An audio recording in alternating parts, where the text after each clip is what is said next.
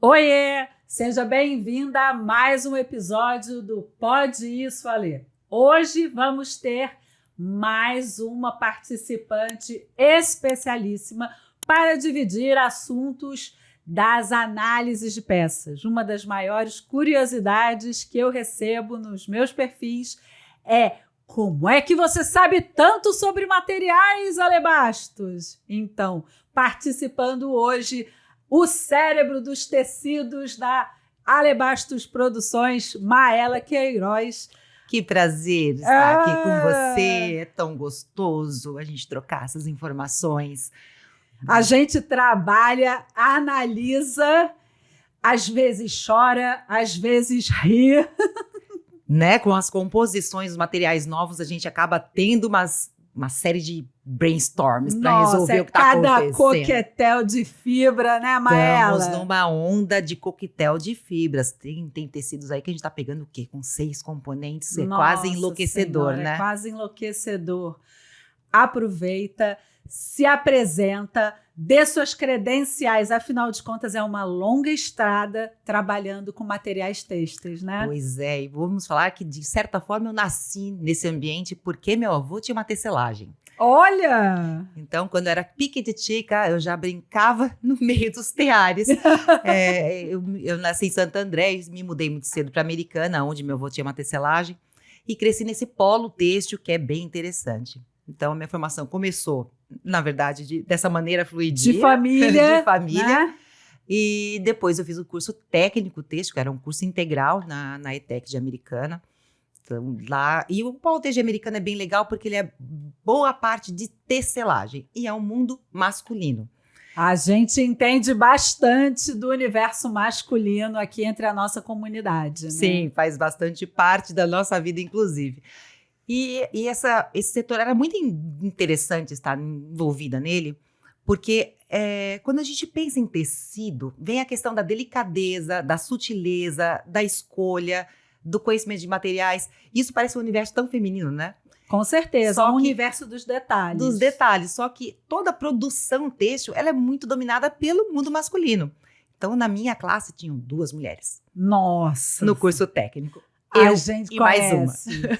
Eu e mais uma.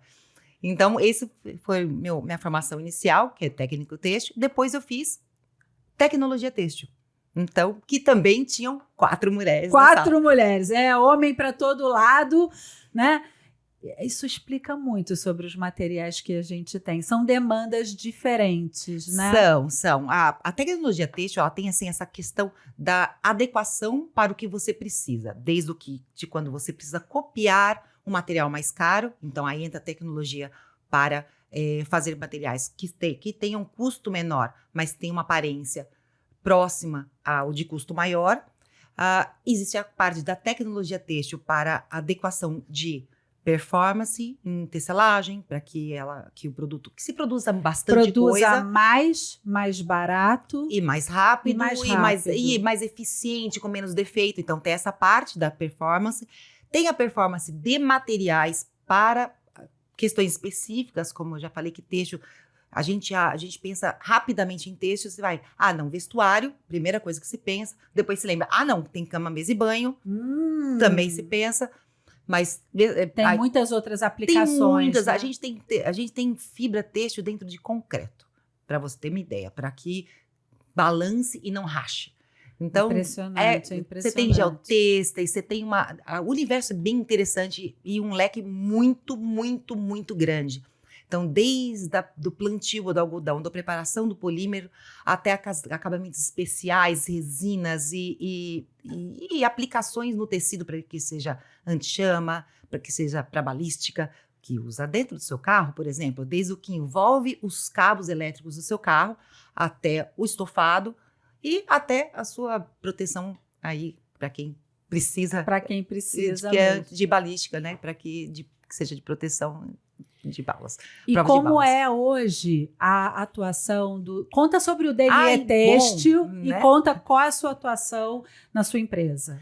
Então, o denier têxtil surgiu de uma necessidade, porque antes os laboratórios, quando eu abri esse laboratório vai fazer 27 anos, os laboratórios eram só independentes. Nós nos mudamos, eu conheci um engenheiro têxtil, me casei com ele. Tá vendo? Ainda é formação aí, ó. É a quadrilha de família. É uma quadrilha de família. E daí ele começou a atuar na Alfândega de Santos. E ele tinha que verificar os materiais. Eu tinha acabado de ter meu bebê, então a gente se mudou, eu ainda sem norte ainda nessa parte, porque eu estava com um bebê pequenininho. Isso tem quantos anos? 26. 26 anos. E... É porque às vezes as pessoas acham... Eu sinto muito isso no retorno das análises, né? Porque as pessoas acham que eu comecei a analisar materiais em 2022, quando a primeira análise viralizou. Quando, na verdade, para um trabalho ele aparecer e ele ganhar uma projeção, são anos, são décadas Sim. estudando, se aprofundando. E quando a gente se conheceu, eu senti muito isso também de você, né?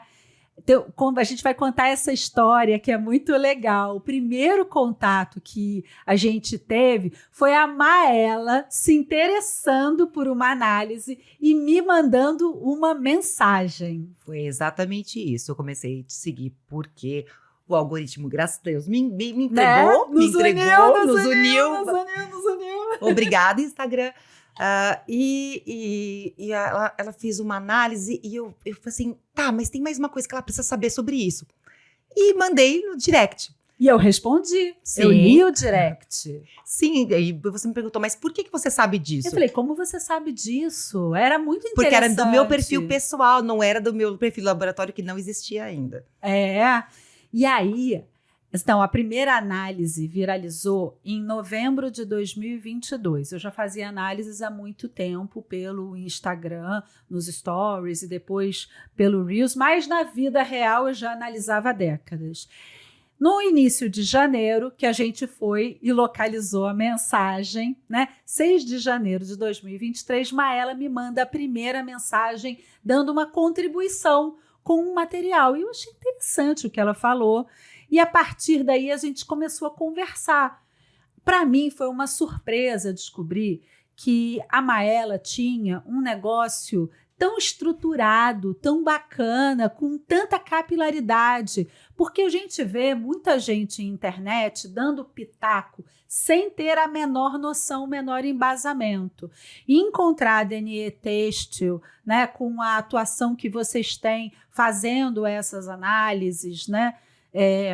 Conta um pouquinho, a pessoa que quer importar um tecido, ela manda uma amostra que vem do vendedor lá de fora para que você avalie o material para saber se vale a pena ser importado, não é isso? Sim, porque tem muitas... Todos os materiais têxteis, eles têm características, grandes características porque tudo depende da aplicação dele. Então, não é realmente sobre a qualidade do material, e sim do que se trata. A característica e a aplicabilidade. Porque o que acontece, a maioria dos fornecedores mandam uma composição que às vezes não é. Isso é triste. Acontece muito. Oh, meu Deus do céu. Acontece já começamos o podcast, não deu nem 5 minutos, já temos a primeira treta. Acontece muito. Então, os importadores, eles passam para mim, primeiro, para verificar se aquilo é as características mais fáceis de localizar, fáceis, entre aspas, né?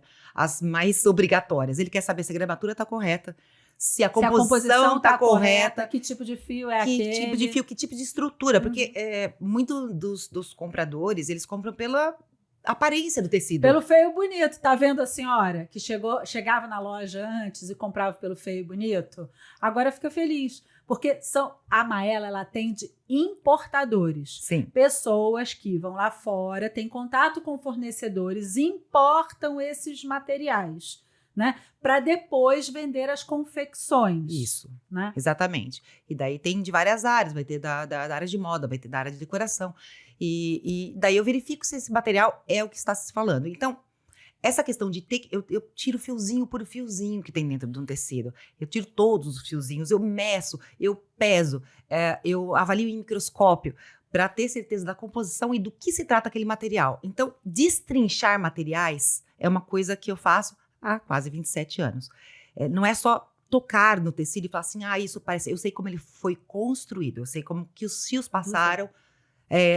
para fazer aquele... E de que máquina que foi feita, e que tipo de máquina que foi utilizada para fazer aquele material. O laudo é dessa grossura. É um caderno, assim, técnico, né? E a gente não imagina que ninguém, ao comprar a peça, vai fazer isso. Não, imagina. Para leigo é impossível. Mas o processo das análises funciona para criar repertório no leigo, Funciona, né? porque, como eu já vi o material antes, na verdade, porque assim, vocês sabem, boa parte do que é confeccionado no Brasil ou vem pronto do exterior, ou vem o tecido do exterior. E, infelizmente, nossa cadeia têxtil, ela sucumbiu à China, até nos Estados Unidos também sucumbiu, e acabamos tendo muitos importados. Então, muitos dos tecidos que entram em moda, eu vi, ó, há bem tempos. antes. Porque assim, são cerca de 1 ano e meio a 2 que os tecidos aparecem antes de virar as peças que vocês veem na loja. Então, eu conheço os tecidos, eu sei do que vai entrar daqui 1 ano e pouco nas análises da Nas análises, né? A gente já sabe tudo, a gente porque eu já mapeia. passei pelos fiozinhos todos. As pessoas, elas acham que as cores, elas aparecem nas coleções assim. Ah, não, o estilista escolheu. Não é assim, né? Até escolhe, mas 2 anos antes. 2 anos antes. E vem de uma tendência internacional, das cartelas que você sabe que eles lançam a cada tempo, a cor do ano, aquela coisa toda. Quando lança a cor do ano, ela já está sendo feita lá, ó. A cadeia tempo. produtiva, ela começa bem antes, né? Então, e isso tudo passa pela minha mão antes. Então, quando a Lê aparece com o tecido que eu já vi, a gente já entra no bate-papo com ela. Falei, olha, tem essas características e esses probleminhas nesse material. Porque é muito comum. Eu ia para as análises de peças. Em 2023, eu ainda ia para as análises de peças sozinha. Eu gravava com o celular na minha mão. Hoje eu vou sempre com a Nath gravando comigo. Mas a Maela vai junto. Por quê? Porque eu gravo, eu mando, envio. Quando eu encontro um material que eu ainda não vi antes, a gente vai lá e destrincha. Ontem nós gravamos uma série de análises conjuntas lá nas lojas, né? Onde a gente viu esses materiais chegando às lojas pela primeira vez. A moda vive de novidade e essas novidades, elas passam nas suas mãos antes. Sim, porque, tem toda a questão dos apelos, né? Da necessidade de inovar, da necessidade de ter um tecido. Porque as demandas vão mudando conforme o tempo. Com certeza. Tem coisas que são clássicas, óbvio. Não vamos discutir o que é clássico. O que é clássico é clássico. O que é vai clássico ter sempre é clássico. cambraia de algodão, por favor. De algodão, por favor. Vai ter sempre cambraia, vai ter sempre sarja.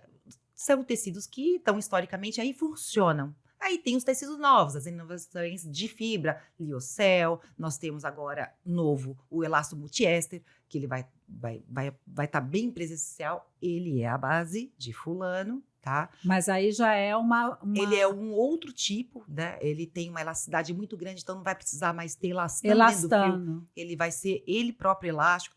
Então, é uma inovação tecnológica que está entrando com força no mercado. Então, tudo isso vai acontecendo todo ao mesmo tempo, né?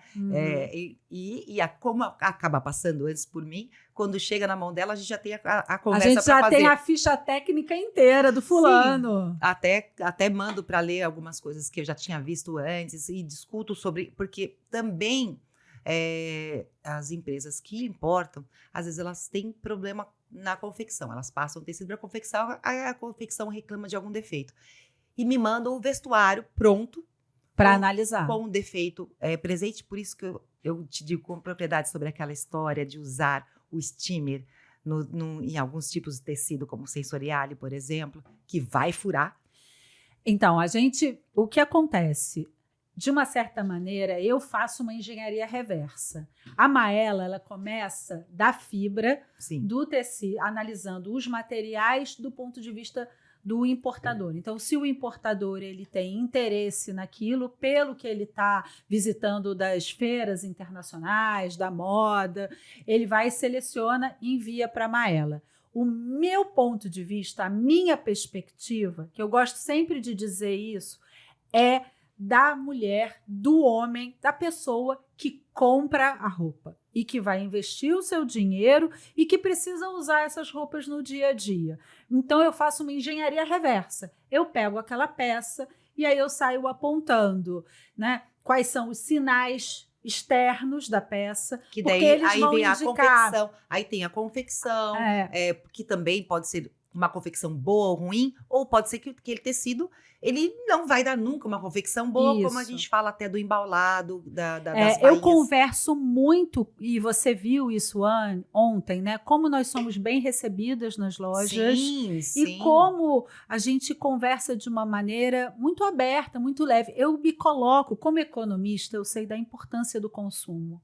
Você consumir, você comprar alguma coisa, é como se você desse fiança. Na hora que você compra uma peça, você diz, aquela empresa vale a pena. E por isso é tão importante a gente comprar de empresas que são estabelecidas no Brasil, que elas emitem nota fiscal, que elas pagam os impostos, que elas honram com as suas obrigações trabalhistas, né? Que elas honram seus fornecedores. Às vezes, eu sinto que as pessoas, elas acreditam no milagre. Tudo que está num ponto de venda, seja a sacola, o cafezinho, a luz, o ar-condicionado, o cheirinho, tudo é pago pela peça que você leva na sua sacola. Então, a gente precisa realmente exercer esse poder que está na mão do consumidor. Quando eu comecei na consultoria de imagem, isso lá na minha primeira leva, né, assim que eu me formei consultora em 2008, as minhas primeiras clientes, eu via que elas saíam das lojas tristes por não comprar, se sentiam humilhadas às vezes. Ai, Alê, nada me serve. E eu falava para elas assim, olha, a loja está aqui para te servir. Se ela não te serviu bem, você saiu com seu dinheiro. O que não pode é você gasta e vive com o armário cheio de nada para vestir, porque você não se sente bem. A raiz desse medo de repetir roupa está no fato de que nem com a roupa nova a mulher se sente bem. Sim, aliás, é uma coisa comum, né? A mulher sai para comprar, ela tem um evento. Ela já vai sair para comprar, porque ela tem certeza que nada do que ela no tem armário serve. Nada vai estar de acordo com aquele evento. Então, é um temor e acaba comprando muito e errado. É um julgamento. Assim, nós procuramos sempre estarmos inseridas nas nossas comunidades, nos nossos grupos, né? Nós somos feitas para andar em bando, não para andar sozinha. Essa questão de escolher os códigos corretos, os elementos, para ter essa sensação de pertencimento, ela é legítima. O que a gente, no corrido do dia a dia, às vezes acaba se distraindo, é sobre o nosso valor mesmo. É um autoconhecimento. Então, eu considero que para um posicionamento de imagem genuíno, esse mergulho do autoconhecimento, dizer assim, não, eu mereço, eu valho. Não é porque eu tenho um orçamento limitado que eu não posso me vestir bem. As análises, elas demonstraram que em todas as lojas a gente tem peça boa e peça ruim, uma do lado da outra. Na verdade, deixa eu te contar uma coisa bem legal. O que me atraiu em você, quando eu comecei a te seguir, porque não é um segmento que eu seguia, tá? Uhum. Para ser bastante honesta com você. De consultoria de imagem. Até porque, assim, eram todas aquelas... Para mim, era parecia vender sacola. Pega meu código e compra uma sacola. Ou senão, quando era uma coisa que não parecia direcionada, parecia meio genérica. O que me atraiu em você foi realmente reforçar a questão que qualidade é uma questão de conhecimento. Uhum. Então, você ensina. O que eu acho bem bacana, não é falar isso sim, isso não, isso é brega, isso é cafona, isso é chique, como se existe uma fórmula inflexível para dar direcionamento dessa forma. E você estava educando, olha essa costura, olha esse botão, localize isso. Eu achei muito interessante e acabei ficando. Acabou ficando, né? E daquela primeira mensagem, a gente começou a trocar pelo direct, você sempre contribuindo. E aí eu perguntei, escuta, você não quer fazer uma assessoria formal? Eu preciso de você, porque é um trabalho, né? Não, mas antes disso você me apadrinhou para fazer o meu canal. É verdade, é verdade. Então, quando eu conheci o negócio da Maela, eu falei, não, um negócio desse, ele não pode estar fora das mídias sociais. A gente tem tantos perfis aqui que não dizem nada para ninguém, que são só mero pesca cliente para vender tecido, né? Porque a gente tem que separar, né? Como uma ex-executiva de empresa multinacional, né? Ex-auditora, eu sei exatamente o que é conflito de interesse. E o meu perfil, ele cresceu sem conflito de interesse, sem patotinha para se referenciar, sem nenhum tipo de... Olha, eu sempre fui muito clara sobre o que eu vendia. Eu vendo o meu trabalho, o meu serviço, os meus produtos de educação e as minhas consultorias. Quando eu vi o negócio da Maela, falei, gente, o que você faz é muito relevante. Como é que não tem um perfil no Instagram? Porque eu estava seguindo o meu perfil pessoal. Aí eu falei, então, tá, você tem razão sobre isso, porque talvez o que eu conheça vale a pena passar para as pessoas. Olha, eu estava interessada em te escutar. E como muitas outras pessoas também. Sim, sim. E aí você... E daí, logo em seguida, a gente começou a falar em janeiro, acho que fevereiro você abriu. Eu fiz a abertura e acho que a gente começou a parceria perto de maio. Eu lembro que eu fui aos Estados Unidos em março, e aí eu comecei a falar com você e foi na volta, exatamente. Foi por aí que a gente Então temos mais de 2 anos de assessoria do DNE Têxtil às análises de peças. Assim, o que eu aprendi nesses 2 anos, e eu gosto muito de pontuar isso, porque conhecimento a gente nunca para, né? Eu tenho uma posição assim de novata, sabe? Eu quero aprender tudo que aparece. Às vezes, beber um gole d'água. Uma golinha d'água. Às vezes, as pessoas, elas são tão rápidas em fazer críticas superficiais, né?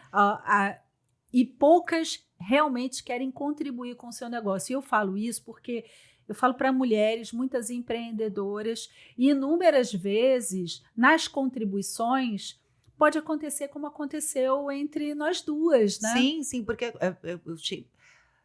há uma questão de respeito ao trabalho do outro. Então, assim, eu cheguei a ler, olha, talvez você deveria saber disso aqui, que faltou no que você está falando. Aí eu falei, beleza, Maela, aí eu falei, mas não tá me cancela, coberto. por favor, não me cancela, porque vira e mexe, eu dava um pitaquinho. Eu devia lá. E aí eu falava pra ela vai achar que eu quero o lugar dela, ela vai achar que eu quero comandar o que ela tá falando, não é nada disso. E eu ficava me desculpando o tempo todo. Olha, desculpa, mas olha, tem isso aqui que você devia saber.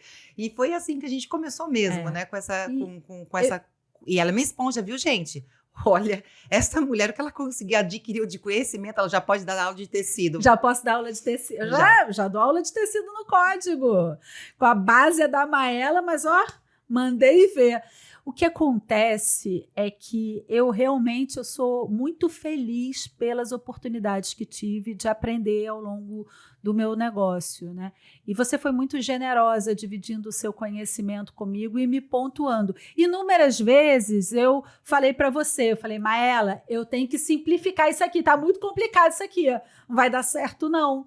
Por quê? Eu me coloco, eu sei exatamente o sapato que eu calço. E eu calço o sapato de quem vai às lojas querendo comprar no seu orçamento. Inúmeras vezes eu tive que fazer uma sugestão de uma peça que não era o Olimpo da qualidade, mas era o que a mulher podia pagar e iria atender a demanda dela.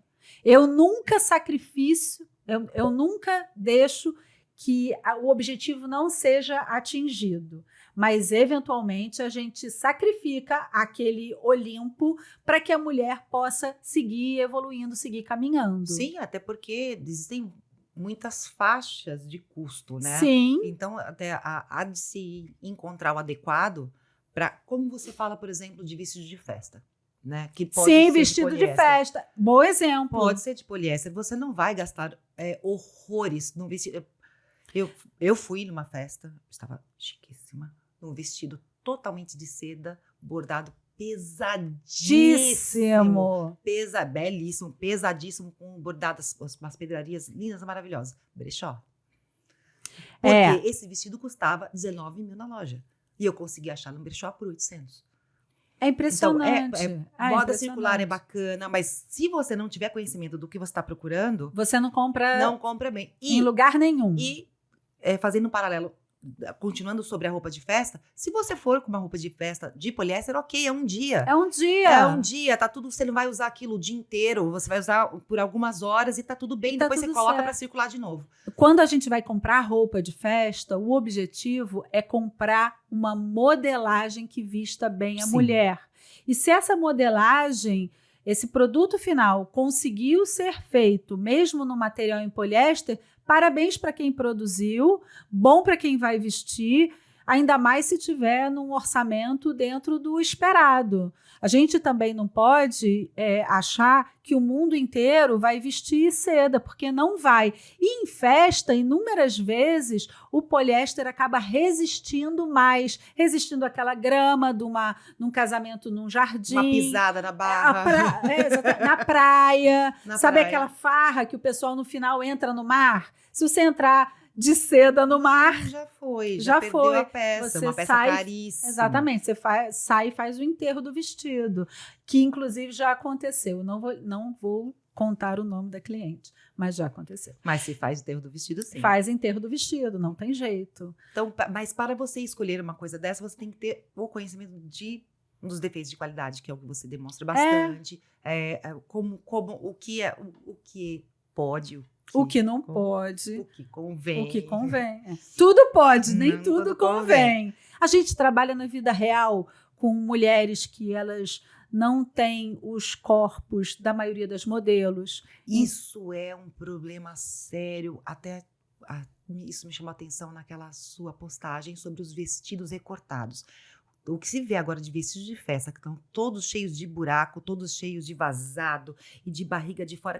Quais são essas mulheres, gente? Que podem estar de Cria uma barriga pressão de fora o tempo todo. É uma pressão estética absurda. É uma pressão estética enorme, enorme. Sempre vai ter uma jovem que tem direito a expor o corpo dela. Eu também já tive 20 anos e usava uma saia que meu pai dizia que era um cinto. Faz parte. Existem alguns momentos da vida, e aí eu falo mesmo, adolescente, tem que experimentar, tem que errar. Por quê? Porque senão começa a levar essa falta, essa escassez para a vida adulta. E aí, quando tem acesso a um orçamento melhor, produzido pelo seu trabalho, sai comprando de A a zinco. Sim, Ou com compra, certeza. compra, querendo acalmar aquela criança que não tinha, Que não experimentou. que não podia. Né? Eu escutei outro dia de uma mulher que até os 23 anos ela vestiu só as roupas que a mãe autorizou. Que terrível, né? Ela Então- não se descobriu, ela não soube o que lhe caía bem, o que ela gostava de usar. Não que as roupas fossem erradas do ponto de vista estético, mas é que a gente tem que ter esse espaço da experimentação. A forma, por exemplo, como eu desenvolvo um projeto completo, fazendo com que a mulher se sinta com estilo, porque na nossa sociedade atual, você ser vista como uma mulher de estilo é como um selo de qualidade. Ah, não, eu valho a pena, olha, eu sou estilosa. E em busca desse estilo, inúmeras mulheres compraram peças diferentonas, coisas que não tinham nada a ver com ela. Não, isso Só para encalha no cair na armário. tendência, né? E aí gasta. Eu não sou contra a roupa simétrica, eu não sou contra a roupa de buraco. Eu acho que a mulher, se ela tiver a consciência do que ela está comprando, ela pode vestir o que ela quiser, inclusive fulano. Agora, o que não dá é para ir no automático e só emburacando, só entrando no fundo do poço, porque a gente sabe que nunca se consumiu tanto, nunca as pessoas tiveram tantas peças de roupa no armário e nunca foram tão infelizes com a sua imagem pessoal. A minha causa são as mulheres bem vestidas. Uma mulher que se sente bem vestida, ela alterna tudo ao seu redor. Tudo fica melhor. A sua família, o seu ambiente de trabalho, ela consegue colaborar, ela vê críticas como realmente construtivas, né? Então, nesse período todo, e você me ajudou bastante para entender essas demandas. A Maela trouxe vários materiais aqui e eu sei que tem uma série de materiais que tem causado muita dúvida. Quer mostrar esse bonito aí, Maela? Esse bonito. A gente Esse bonito. E vai ter bastante desse bonito ainda. Ai, meu Deus. E isso é um... caiu no gosto popular. Por quê? Porque ele tem um toque agradabilíssimo, não então, tem? a principal demanda que eu recebo das mulheres é: Alê, eu quero ter facilidade para lavar, roupa que não precisa passar e que vista bem. É um milagre, né? O povo, E barata também, né? E barata, com certeza. Barata sempre. Inclusive com a minha sugestão sem cobrar, de preferência. Mas o que acontece para você ter um material que não amasse, que dure bastante, e que seja barato, a gente já sabe quem é.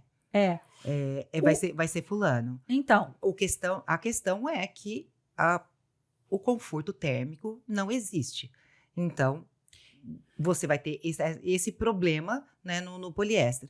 Aí se inventam alternativas para que baixe o custo, mas que seja aprazível. O que acontece muito com a viscose? Esse é um tecido de viscose com poliéster. Então temos o primeiro coquetel. Viscose com poliéster.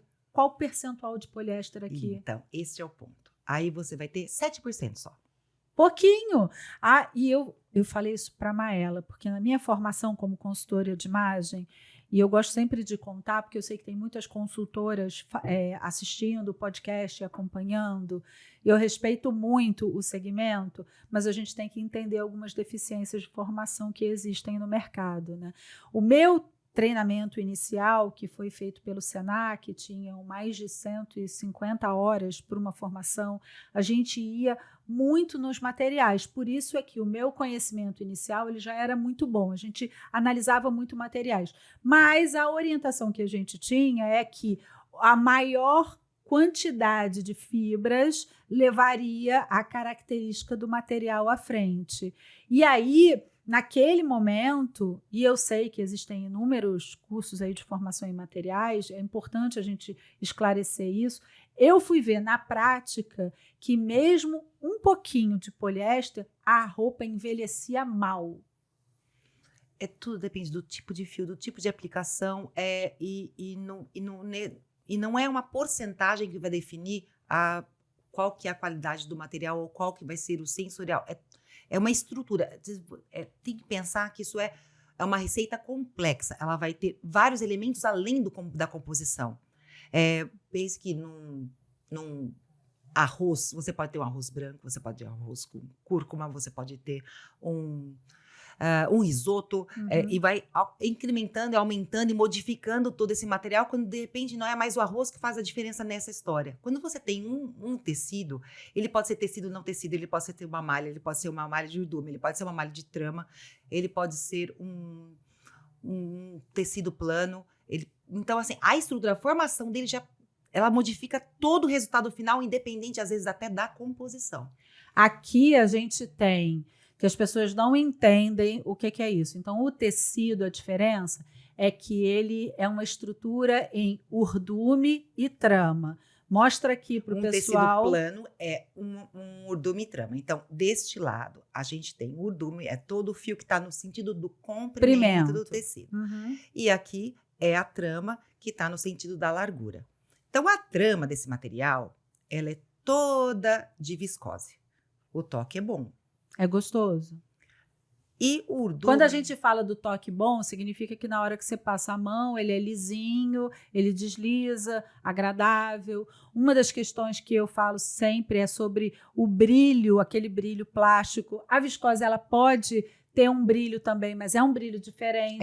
É diferente, né? A gente vai utilizar essas analogias que é para simplificar a pessoa que vai à loja identificar o material. Esse material aqui eu tenho visto muito em calças, em blazers. Sim, porque olha, é um branco. Veja como que ele não não tem uma transparência grande. Então, ele caiu bem no gosto dessa alfaiataria. Alfaiataria. Falsa alfaiataria. Por que é falsa alfaiataria, tá?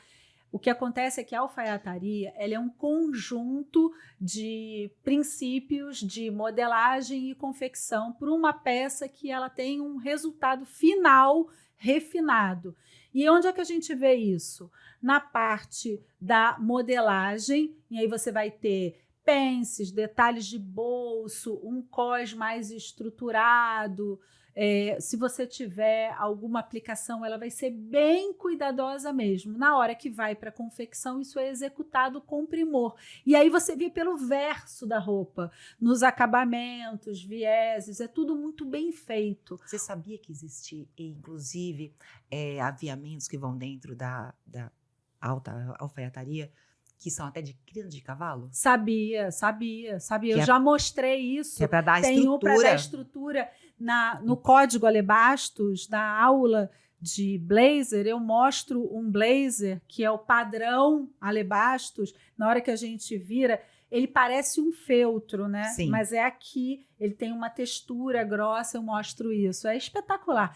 A alta alfaiataria é pura arte. Sim. O que a gente acaba tendo nas lojas, e não adianta, a gente não consegue trazer aquele nível de perfeição por um valor que é vendido aí na média nas fast fashions. Mas a gente pode sim ter boas peças e eu mostro isso sempre. Sim, né? porque não...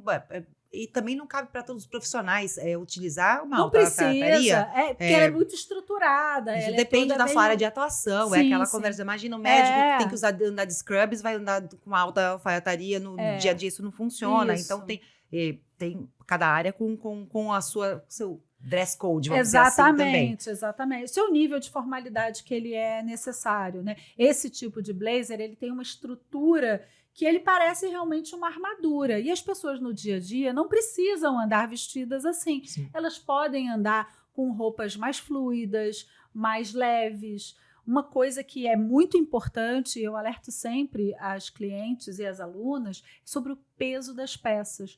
Porque a gente associa a roupa pesada à roupa boa. Só que se esquece que no dia a dia, carregar esse peso, você chega cansado no final do dia. Sim, e a gente está num país tropical, né? Sim. Aí vai depender do material que está aí dentro também. Bom, por que isso caiu no gosto? Porque o poliéster que está aqui, olha, ele é fininho. Você vê como ele é fininho? Uhum. Então, você vai tocar dos dois lados do tecido, você só vai sentir a viscose. E esse poliéster, ele trouxe duas coisas muito boas para esse tecido. Você vai ter mais estabilidade dimensional, ele não vai torcer, ele não vai encolher como a viscose normal, ele vai encolher bem menos. E ele tem esse caimento justamente por causa do esse peso pesado. peso. E em contraponto, o que nós temos? Todo um lado do tecido é só 7% do tecido. Porque todo um lado é poliéster. Olha como ele está desbalanceado. Então, ao invés de você tem aí normalmente uma proporção entre trama e dume de 60-40, porque a trama ela tem que ser mais grossa para dar mais Aqui, produtividade. Ó, é isso que ela está falando. Um bom material, ele vai ter esse pelinho aqui, que é de urdume, numa proporção mais próxima desse aqui, ó, que é grosso, tá vendo? O que eu vejo na prática nos armários das pessoas, né? É que a viscose, para ela ficar bem passada, ela precisa de muito calor no ferro, ó. Passa-lhe o ferro. Aí o que acontece, Maela? O que acontece é que esse fio fininho, vocês não vão conseguir ver daí, ele é um monofilamento. Então ele é uma fibra só, o fio sozinho, ó. Ele não tem um monte de fio torcidinho que nem aqui, ó. Que se a gente tirar, vocês vão ver que tem, às vezes, 2 cabos de fio. Então, você tem um fio aí que está enrolado em outro fio. São 2 fios juntos enroladinhos. Se por acaso, se isso fosse de poliéster, eu passasse com vontade. Vontade. Aquela, sabe aquele meme da calcinha que botou no forno para esquentar e aí virou... Ele ia derreter e colar. Exatamente. Porque ele é termoplástico. Plástico. Só que esse, como ele é sozinho, isolado, quando você passa, principalmente com vapor, daquele jato de vapor, pode ser no ferro a vapor ou no próprio steamer, ele quebra. E aí, na hora que ele quebra... Ele quebra e esse tecido abre inteiro. Aí, ó. E é o que acontece. E foi um dos defeitos primeiros que... Mal esse tecido tinha entrado no mercado, já veio cliente meu que importou esse tecido, que vendeu para uma confecção, e a confecção foi vaporizar para colocar nos sacos para vender, e furou todo o tecido e estava querendo devolver o tecido. E no caso, não tem que devolver o tecido. Ele não deveria ter colocado calor, calor, que estava inclusive na instrução do tecido. Isso é muito complicado porque a gente tem problemas em toda a cadeia, né? Então, a Maela estava me contando de importadores que receberam de fora amostras de um material de qualidade 10, deram ok, fizeram a transação, né? Compraram, confeccionaram. Na hora que receberam o material, em vez do 10 que a Maela tinha testado, receberam qualidade 1, né? Aí a gente tem um problema na importação, que acaba sendo visto na confecção. Sim, de repente você queima a sua marca, que você lutou tanto para ter, né? Por conta de um importador que teve cuidado, que se prestou a fazer ainda tinha o um teste, laudo. exatamente, para ver se o tecido ia dar defeito ou não. O teste foi super bem e o lote que ele chegou, recebeu e vendeu para o mercado, começou a voltar, por causa do fornecedor ter mandado outro material e não o que ele tinha testado. Tá, o que eu vejo, e você que está assistindo pode ter passado por isso em casa. Na hora que você compra essa calça, que ela tá lá com esse material, na hora que as suas costuras começam a ceder, porque elas vão ceder, são 2 fibras que elas vão trabalhar diferentes. Bastante diferentes, né? Elas não são incompatíveis porque elas andam juntas, mas nessa proporção elas...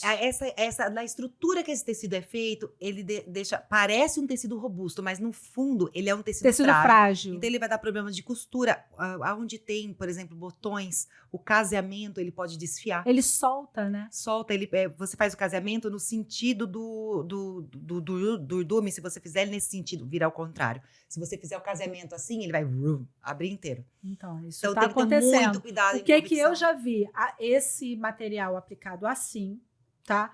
E exatamente isso aqui nas costuras de lateral. Daí a gente já tem o erro de confecção, exatamente, né? Porque esse material não pode ser... Esse material, ele tem que ser assim. O comprimento tem que ser o do poliéster. Exatamente. Se você olhar, ele tem um ligeiro listradinho. Sim. Isso é eu já ensinei para vários clientes, tá?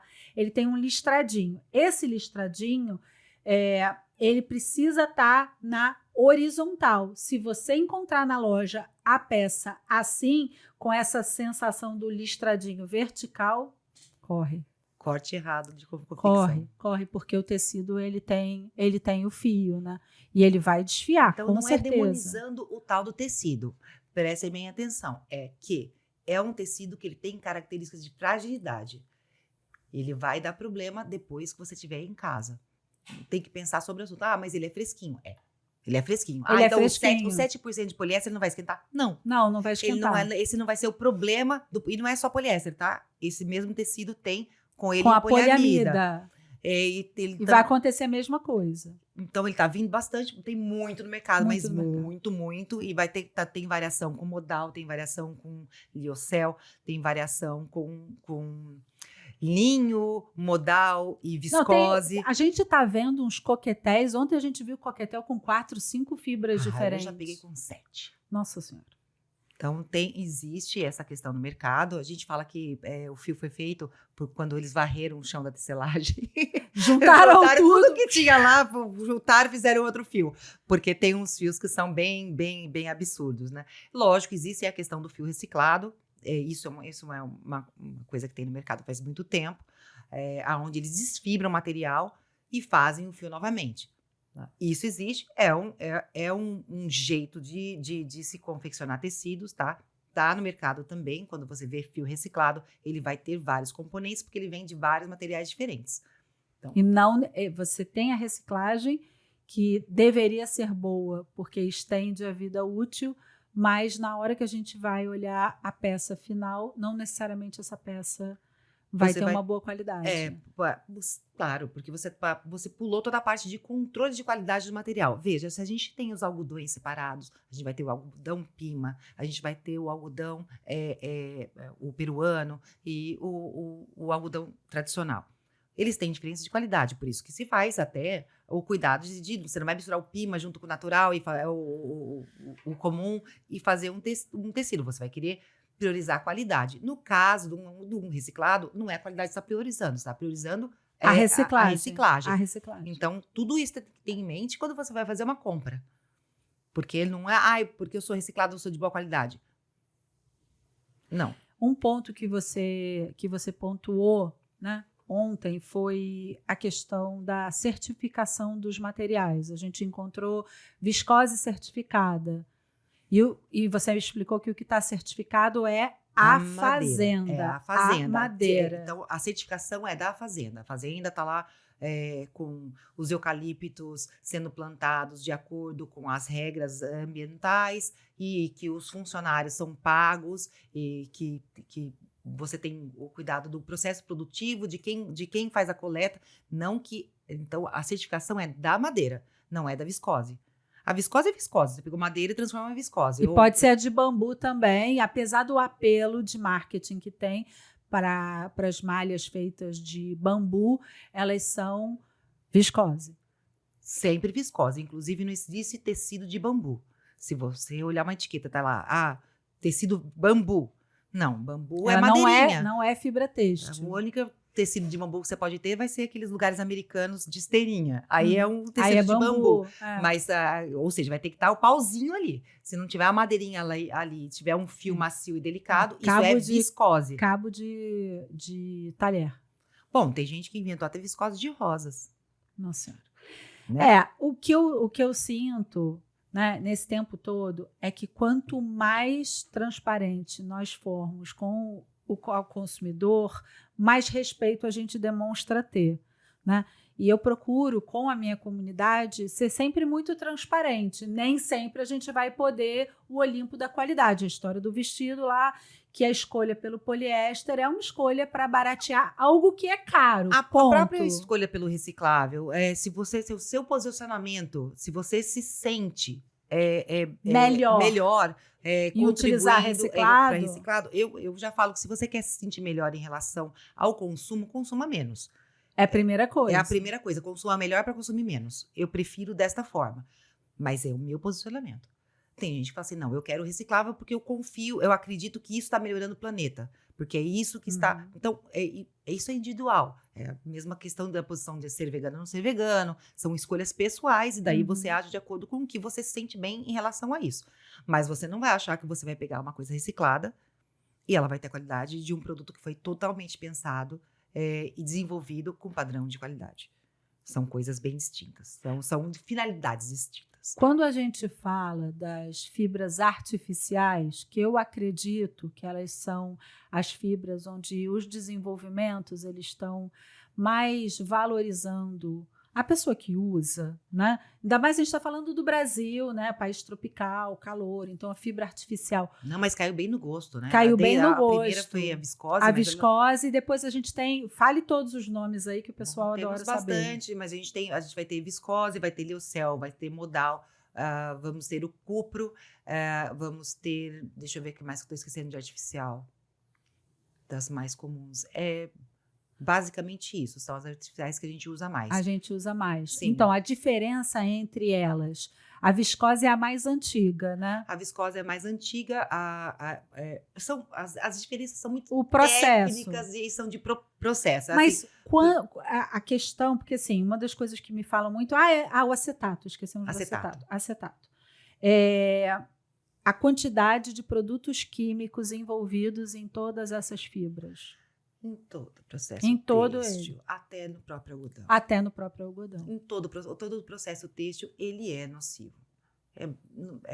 A indústria da moda, ela é uma indústria poluidora. Ela é poluidora. Ela é uma indústria poluidora. Isso é fato. Assim. Não, mas a lã não é. Para você fazer a limpeza da lã, para poder fazer o tecido de lã, é nocivo. A própria questão do efeito estufa, de criação de animais, tem... Então, eu gosto de falar isso porque não tem almoço grátis. Não. A gente aprende isso na primeira aula de economia, que não tem almoço grátis se alguém está comendo, alguém está pagando, né? E à medida que a gente tem essa consciência, a gente entende essa alternativa de que comprar bem, né, faz com que a gente, no médio prazo, compre menos e tenha um resultado melhor. Melhor para todos, né? Melhor para quem investe, melhor para o mundo e melhor também para quem produz, porque pode se dedicar a produzir produtos de mais alta qualidade e ser mais bem remunerado por isso. E ainda há da indústria a óbvia preocupação, não só com o reciclado, mas também com a transformação tecnológica dos materiais para que eles sejam palatáveis. Lembra, há anos atrás nós só tínhamos canudinhos de plástico poluidores. Hoje nós temos canudinhos tanto de papel quanto os que se degradam na natureza. Temos agora, por exemplo, a poliamida, que ela se degrada na natureza. Antes ela durava tanto quanto o poliéster. Mas não são todas. Você vai ter certas marcas que desenvolveram esse material para que ele seja biodegradável. Então, assim, há uma força dentro da indústria para atender essa demanda. Isso não acontece do dia para a noite. Isso é estudo, tecnologia e as pessoas têm que estar dispostas a pagar o preço. É isso. Porque o custo vai refletir nisso. Igual a gente estava falando hoje de manhã. Mas por que existe proteção UV que sai na água? Porque a proteção UV que não sai na água, ela custa caro para ser produzida. Então, aí o preço acaba sendo indicativo de que aquela peça ela não tem as melhores características, né? Porque eu gosto sempre de fazer referência a valores de materiais que a gente possa comprar. Então, quanto custa 1 metro de um bom algodão? Quanto custa 1 metro de um bom crepe? Né? As pessoas falam, elas confundem muito o que é a estrutura, o produto final e a composição, a fibra. Então, crepe, a gente não vai consumir o de seda, porque ele realmente está num custo elevadíssimo. Gente, seda é luxo. Seda é luxo. Seda é luxo. Seda é luxo. Não adianta achar que vai comprar seda no aplicativo e que ele vai ser uma seda boa. Né? Nem vai ter mistura aí, vai ter problema de confecção, porque o que acontece até nessas sedas de aplicativo Xing Ling? A confecção, ela minimiza ao máximo o consumo do produto, da matéria-prima. Uhum. Então, os acabamentos são todos costuradinhos ali no cotoco para não deixar, para não ter margem, para não ter espaço. Eles vão ter muito. Aí daí com seda, se você não tiver, vai lá 2 dobras para fazer a barrinha. Aí quando chega na parte de baixo vai um body. A parte de baixo ela vai ser de outro material para economizar na parte de cima, na peça inteira. Então você vai ter a economia de material, de confecção mesmo. Porque de algum lugar tem que sair o dinheiro.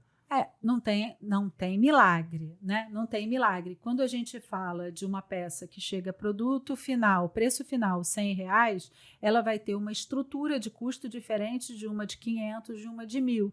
A gente tem que considerar que hoje no mercado, no geral, os custos que eles são não produto, eles aumentaram. É o custo da instalação, que é a loja, a infraestrutura, RH, os custos de marketing, todos, comissionamentos, enfim, toda essa parte, que são custos não produto, né? Eles aumentaram.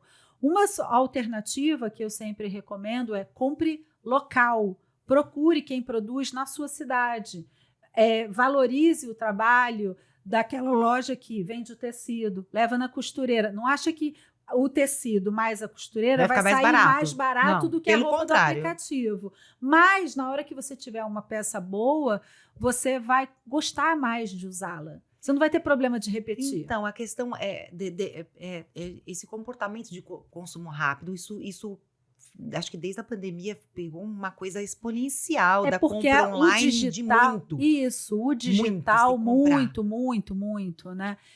Durante muitos anos, inclusive, eu resisti de ter um produto digital para indicação de compras, entendendo que com a abrangência do meu trabalho, eu poderia ter um incentivo nocivo também, né? Eu não queria ser vítima desse sistema. E você sabe, está participando há pouco mais de 40 dias. Eu abri a confraria, onde eu ofereço as revistas semanais com as minhas recomendações. Mas você não fica em casa virando produto digital para escolher para Com as suas certeza não, consumidoras, com que é uma coisa certeza bem não. legal. Você você pega todas as peças à mão, verifica, olha a costura, vê se tem cor, vê se tem grade, tem um cuidado. Gente, vai pra confraria. Vai pra confraria. Vai pra A confraria. Maela já tá na confraria, que a confraria é um produto que só pode entrar realmente comprando. Então, as amigas compraram, a minha mãe comprou, todo mundo. E ficou uma coisa bem interessante, porque sabemos que tem esse cuidado, esse primor. Não é uma coisa que você olhou digitamente. Eu até teve uma pergunta esses dias. Mas como você compra roupa de cama? Me indica uma loja online. Eu falei assim, isso é uma coisa que eu, Maela, não compro online. Eu não consigo. Eu preciso pôr a mão, eu preciso ver o peso da peça. Porque Cadê? Olha só, ela trouxe aqui um lençol de viscose de bambu. Viscose de bambu. Realmente o material ele é geladinho, gostosinho, fininho. Ele vai. Eu gosto muito de lençol de algodão, mas esse lençol tem um toque delicioso. Porque é um cetim. Parece um cetim. É um cetim de viscose de bambu. Então ele tem um toque delicioso. Ele não tende a fazer bolinha, ele só não gosta muito de quando você lava ele fica mais frágil. Então, na lavagem, você tem que fazer uma lavagem delicada. Porque ele fragiliza no momento da lavagem. E é um tecido que não é para dar bolinha, porque a gente está com um fio de filamentos contínuos, né? São filamentos que eles não são cortadinhos, não é igual algodão que são pedacinhos. É um filamento contínuo. Então, é uma coisa agradabilíssima. Tem um custo, ele imita um lençol de seda. É verdade. Só que o lençol de seda tem um custo ali de uns 16 mil, 15 mil, mais ou menos, o jogo de lençol de seda. Porque, gente, seda é luxo. Seda é luxo. Não, mas o aplicativo vende, xixi vende. Aí depois você recebe poliéster. Eu tenho esse... toda semana aparece um direct, alguém falando, eu comprei na Shein. Não tem problema de falar a marca, tá? Eu só não gosto de dar luz para esse tipo de aplicativo, porque eu lido com o pós. Eu lido com a mulher que botou seu dinheiro nisso e que recebeu um produto muito aquém. Eu sei que eles estão coletando alguns produtores nacionais. Agora, prestem muita atenção, porque a gente fica olhando essas políticas de saúde e conservação e ambiente, né, que são obrigatórias hoje nas grandes empresas para ter, e tem algumas coisas que, como na época que eu era executiva, é só para inglês ver, tá? É só para inglês ver. Poliéster reciclado melhora a vida de quem usa? Não, é poliéster. É poliéster. Então, a gente precisa ficar bem atento com isso. Não é porque é poliéster reciclado que vale a pena você comprar a peça, que você vai ter um resultado melhor. Ele continua sendo. E uma outra preocupação que eu sempre tenho é com as fibras que são nacionais, porque quando a gente investe em produto nacional, a gente desenvolve o nosso país. Sim, algodão. A gente tem algodão nacional. Mas não é algodão Pima. Sim, mas nós temos algodão muito bom no mercado. Então, assim, valorizem. Outra coisa pra gente fazer na etiqueta, eu sei que vocês já estão olhando a etiqueta, estão verificando a composição, já estão verificando o método de lavagem, isso é muito importante, porque você compra uma coisa e coloca na secadora, ela fica desse tamanho, mas como que eu desencolho o tecido? Não desencolhe, gente. Não desencolhe, você torcer ele todinho, você acabou com o tecido, pode ir pro lixo, não tem como fazer nada com aquilo.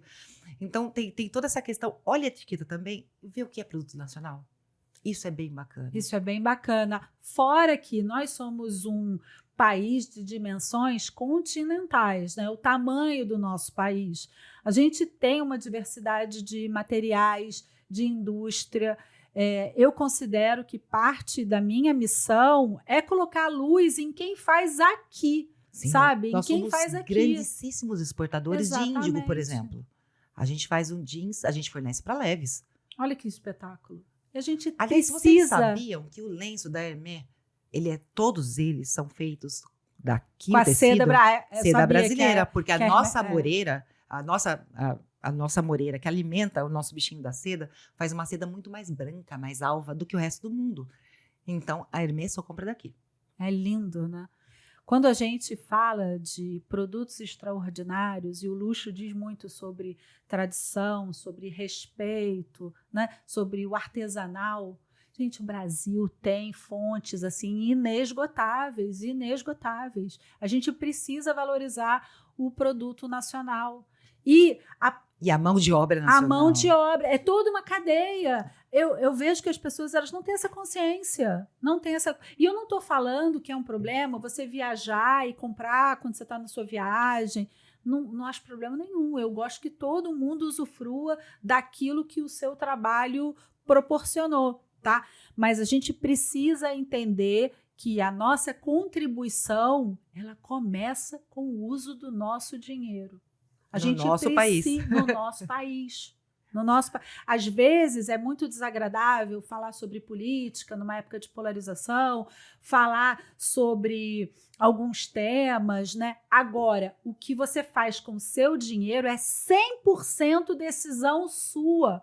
Então, faça valer isso. Porque aí, assim, a gente vai ter bons produtos. As pessoas falam para mim, Ale, mas se eu só encontro poliéster, o que eu faço? Eu falei, saia sem comprar. Para usar qualquer coisa, abre o seu armário e use o que você já tem. É a roupa mais sustentável. Não quer usar o que está no seu armário? As lojas não estão lhe atendendo? Pode ser que falte conhecimento. E foi para isso que eu criei a confraria, para mostrar que o mercado nacional tem sim boas peças, que eles estão dispostos. Antigamente, para cada produto que ia se lançar no mercado, as empresas elas tinham que montar estruturas de pesquisa para escutar os seus consumidores. Hoje, toda mulher que passa pela análise de peças, ela deixa a sua opinião. Então, marcas, escutem o que a gente está querendo, porque a gente quer consumir sim, e a gente quer consumir aqui produtos melhores, para a gente se sentir bem vestida, né? E para a gente valorizar não só a nossa imagem pessoal, mas a nossa família, a nossa vida. E uma coisa que é bem importante a gente pontuar aqui, não é que a gente demoniza o poliéster, isso é uma besteira muito grande, porque assim, ele tem a sua função em várias áreas da indústria, em várias, mas em contato com a minha pele, só na capa de chuva, só em capa externa.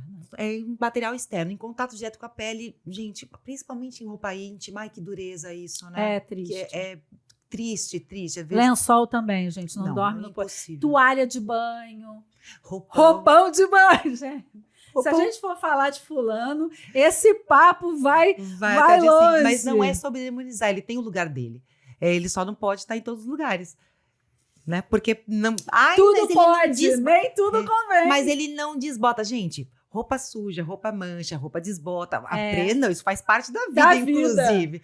Eu lavei o cabelo Dente hoje, suja, amanhã eu tenho que lavar de novo. Não vai ter jeito, faz parte, né, de toda a cadeia. Então, assim, até trouxe uns materiais que eu queria que você visse, com aplicação de poliéster. Isso só vira ao contrário, porque isso é segredo de fábrica. Segredo de fábrica. É novidade de fábrica, mas veja, nós temos aí um lugar onde a aplicação do poliéster que é para sofás. Para decoração. Para decoração. Assim a criança pode botar o pé em cima. Cortinas. Né? Cortina. Vai muito bem para decoração, faz vários interessantes. Mas Maíla, eu acho lindo uma cortina de linho. Eu tenho um cliente meu que faz cortinas de linho maravilhosas. Para quem pode pagar, tá ótimo, gente, mas tem muita gente que não pode. E você não vai vestir aquilo. Ela é linda, ela tem outro caimento, ela tem todo... É tudo diferente. Mas é luxo. Mas é diferente. Mas é luxo. E a gente precisa ter essa realidade, né? Porque nessa minha experiência, eu vi mulheres que não podiam comprar peças do luxo e que hoje podem. E elas fizeram isso de uma maneira muito simples. Elas foram valorizando cada estágio do seu crescimento. E à medida que elas foram crescendo profissionalmente, tem vários casos que eu já documentei e vou documentar aqui, elas foram tendo acesso a outras coisas. Infelizmente, essas estratégias, né, de você pular os degraus, de sair, querer ostentar, elas podem até funcionar no curto prazo, mas tem um tal do senhor tempo, aquele que esclarece. os produtos que valem, as pessoas que valem e as relações que valem. Sim, com certeza. Que nem a nossa.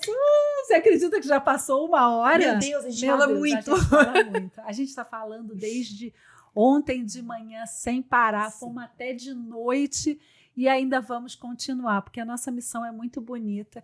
E eu sou muito mais feliz depois que você veio participar do nosso time. Prazer, foi um prazer te receber. É uma parceria muito valorosa, boa, né? muito de troca, boa. De coisa boa. Gente, a gente faz o melhor para vocês. Vocês não fazem ideia. A gente não tem rabo preso com indústria.